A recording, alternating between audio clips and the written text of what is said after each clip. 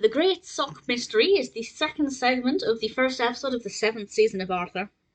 I'll be perfectly honest, it's very, very rare that I say this about an episode of Arthur, but I didn't like it. I'm not saying I was bored completely, I'm not saying I was repulsed or offended, it's definitely not as extreme as that. I just didn't really like it. This is the second episode that focuses on Kate and Pal and their perspective, but it's also the second in a very short space of time. The last one was either in the previous season or at the very end of the 5th season. I can't remember exactly. And I don't love that perspective. This one is about a missing sock. DW's sock has gone missing. Pal and Kate decide to try and find it, and they learn about the sock market, which, yeah, cleverly named, is this kind of underground operation where the animals all exchange individual socks.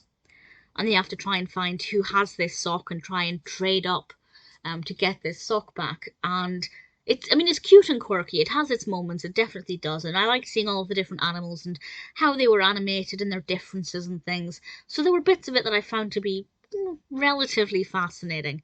But as a whole, I didn't think it was that engaging. I didn't really care for it.